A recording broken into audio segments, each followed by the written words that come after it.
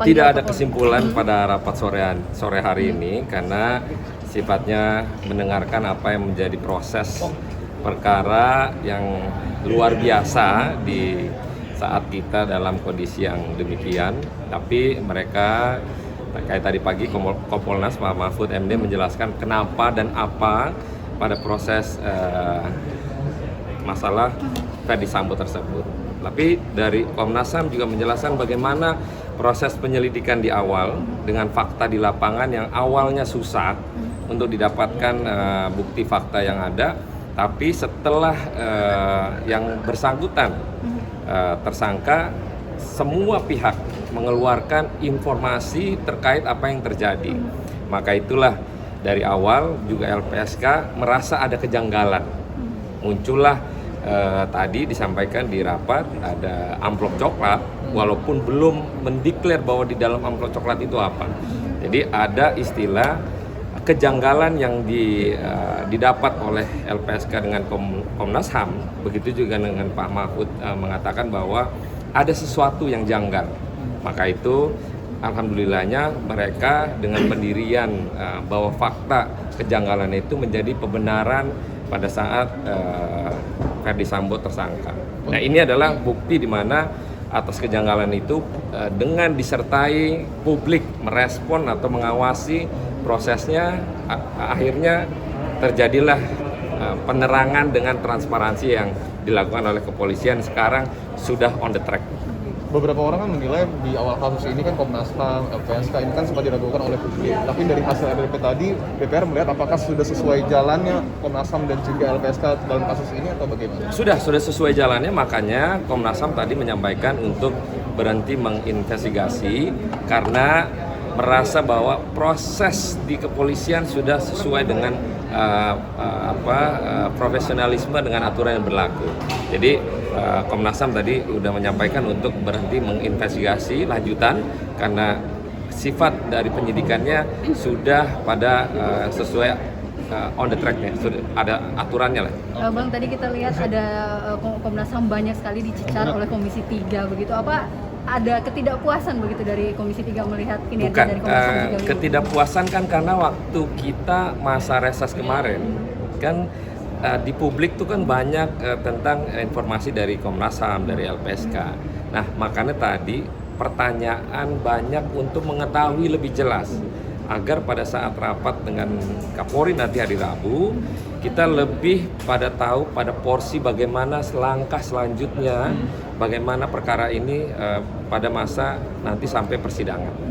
Bang, keterangan yang beda kan Komnas HAM bilang dari keterangan Baradae ya, Ferdy Sambo nembak, tetapi Kapolri bilang Ferdy Sambo nembaknya tembok bukan nembak Brigadir Yosua. Ini akan ditanyakan juga pada hari Rabu nanti? Semua akan ditanyakan atas pertanyaan yang dari Komnas HAM dan LPSK tadi, karena saya rasa Mabes Polri sudah tahu dengan dari A sampai Z atas pengakuan para tersangka dengan pembuktian fakta di lapangan. Kayak CCTV yang tadinya kita Mabes Polri nggak bisa dapat, dengan tim khusus itu akhirnya mereka dapatkan, dan semua sudah terang benderang dan kita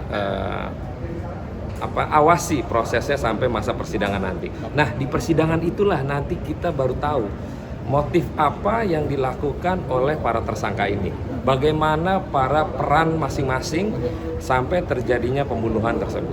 Bang, karena kasus ini melibatkan banyak orang dan polisi, apakah ini menjadi Komnas HAM? Ini yang dibilangin revolusi mental di ketubuhan institusi Polri. Lebih baik terlambat daripada sama sekali tidak ada perubahan. Maka itu kita nanti Komisi 3 dengan Pak Kapolri bertanya bagaimana selanjutnya anggota-anggota yang memang diduga terlibat dalam proses pencarian fakta pada masa proses perkara tersebut. Terima kasih. Komisi 3 sendiri apa, Bang? Revolusi mental dan mencegah peristiwa serupa terjadi. Nah, itu revolusi mental yang kita sampaikan kepada Kapolri. Nah, Kapolri bagaimana melakukan pembenahan dalam institusi di dalamnya. Nanti kita tanya hari Rabu nanti. Kalau Komisi 3 sendiri melihatnya gimana, Bang? Lebih kepada kultur atau gimana? Enggak, ini kan kultur yang mungkin tadinya biasa, ini menjadi perubahan secara alami Makanya revolusi mental ini bagus, dan inilah langkah Kapolri ke depan untuk menyikapi institusi yang terbaik ini, menjaga kredibilitas yang lebih hebat. Artinya ini jadi Pekerjaan rumah tangga yang luar biasa ini. Dan saya yakin Pak Kapolri Listio Sigit mampu melakukan pembenahan ini secara total. Komisi 3 tadi sepakat ya, Kompolnas itu tetap Bang Ram, thank you. Ya tetap, Komnas HAM. karena dia cari data fakta lapangan dan akhirnya menyampaikan itu kepada tim khusus, dan akhirnya penemuan fakta di lapangan yang sebenarnya terbukti. Nah, makanya itu. Kan ada usulan dari Bang Arsul Sani agar undang-undang Polri direvisi terbatas dan memberikan kewenangan lebih bagi Kompolnas. Itu akan ditindaklanjuti nggak itu?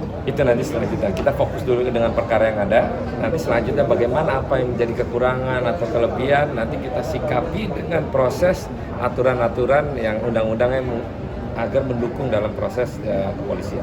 Bang, satu lagi, pernyataan Bang Roni di media sosial kan dibully nih, seolah-olah ingin agar publik berhenti membicarakan mengenai kasus Verdi Sambo ini karena ada isu lain yang lebih penting, misalnya persiapan pemilu begitu kan katanya. Yeah. Tapi kan kemudian Pak Mahfud juga mengatakan bahwa kasus ini akhirnya bisa terbongkar karena publik tuh melototin terus, Iya. bertolak belakang gitu. Jadi gini, yang Pak Mahfud sampaikan bahwa akhirnya terungkap, ini kan apresiasi terhadap Pak Mahfud.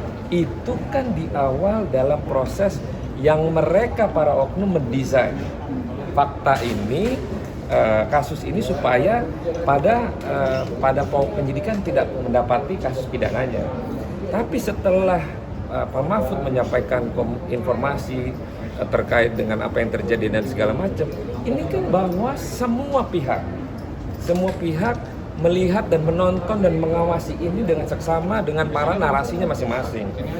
Tapi saya kenapa menyampaikan ini? Karena tadi Komnas HAM menyampaikan juga sama LPSK untuk tidak menginvestigasi lanjut. Mari kita kawal persidangannya sampai nanti masa sidangnya. Menarik ya. Nah, ini adalah wujud kenapa saya sampaikan bahwa sudahi obrolan di media sosial. Karena tersangkanya sudah ada. Baik tersangka Verdi Sambo dan istrinya, dan juga para penembak dengan para ajudannya. Sekarang mau dicari apa lagi? Sekarang isunya berbalik seolah-olah saya menyetop kasus. Salah. Wong saya bukan Kapolrinya kok. Saya menyampaikan untuk berhenti bicara di media sosial. Kita awasi dengan prosesnya untuk sampai masa sidang. Itu yang saya minta. Makanya kalau saya dibully, mungkin penjelasan saya tidak maksimal karena apa yang saya sampaikan kasus ini pertama kali waktu saya haji, saya udah komentar minta Kapolri untuk transparan, publik dan segala macam. Itu kan bisa dilihat jejak digital saya. Jadi yang saya minta adalah untuk tidak lagi membicarakan seorang perkara perorangan. Kasihan institusi. Tadi saya sudah bilang bahwa ini adalah oknum, bukan institusi yang terlibat di sini. Ini adalah oknum di dalam institusi yang kita harus pisahkan keduanya. Gitu. Dengan tuduhan misalnya anggota Komisi 3 tidak terlalu banyak memberikan komentar karena diduga tadi kan Bang Roni juga menyebut diduga menerima sejumlah uang barangkali dari Verdi Sambo, itu menanggapinya gimana Bang? Nah, itu kan tadi kan isu bahwa tadi datangnya dari para pihak. Nah, tadi Arteria juga sudah menyampaikan bahwa karena isu ya boleh-boleh aja isu. Tidak ada salahnya isu dibuat karena menerima ini, menerima itu. Sama juga LPSK. LPSK juga tadi tidak menyampaikan bahwa amplop coklat itu adalah berisi uang misalnya. Dia tidak menyampaikan bahwa dikasih amplop coklat, tapi di dalamnya entah itu duit atau tadi saya bilang itu apakah itu voucher misalnya, kan who knows gitu. Ya, oke.